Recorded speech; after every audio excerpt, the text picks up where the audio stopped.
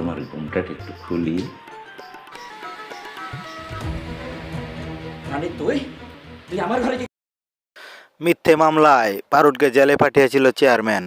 অবশেষে পারুল চেয়ারম্যানের ফাঁদে পা দিল, কারণ সে চেয়ারম্যানকে বিয়ে করতে রাজি হয়ে গেছে। এছাড়া আর কোনো উপায় ছিল না তার এতিম মেয়ের জীবন বাঁচানোর জন্য। কিন্তু অবশেষে যখন সে বাড়িতে আসলো, তখন তার খালার পরামর্শে সে চেয়ারম্যানের কাছ থেকে পোল্ট্রি নেওয়ার সিদ্ধান্ত নিল। কারণ সে ভেবেছে চেয়ারম্যানকে বিয়ে করলে সে পার পেয়ে যাবে। আসলে না, চেয়ারম্যান একটি লোভী এবং চক্রান্তকারী, যার মনে অনেক গভীর ষড়যন্ত্র বাস করছে। তো কি হতে চলেছে এই নাটকের পরবর্তী পর্বে? হ্যালো বন্ধুরা, আসসালামু আলাইকুম। কেমন আছেন সবাই? আশা করি সবাই ভালো আছেন। তো ইতিমধ্যে আপনারা বিধবার লড়াই নাটকের 2 নম্বর পর্ব দেখে ফেলেছেন এবং অধীর আগ্রহ অপেক্ষা আছেন পরবর্তী 3 নম্বর পর্বটি কবে আসবে এবং কী করলে সবার আগে দেখতে পাবেন। সমস্ত কিছু জানিয়ে দেওয়া হবে আজকের এই ছোট্ট 2 মিনিটের ভিডিওটিতে।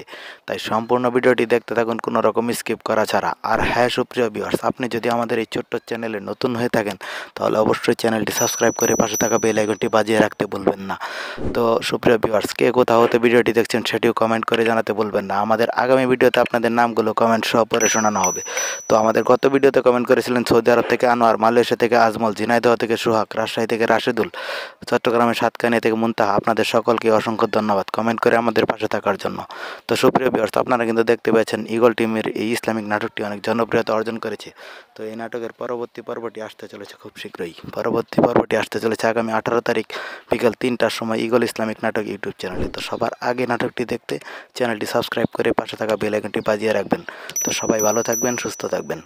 আবারও দেখা হবে নতুন কোনো নাটকের নতুন কোনো আপডেট নিয়ে। আল্লাহ হাফেজ।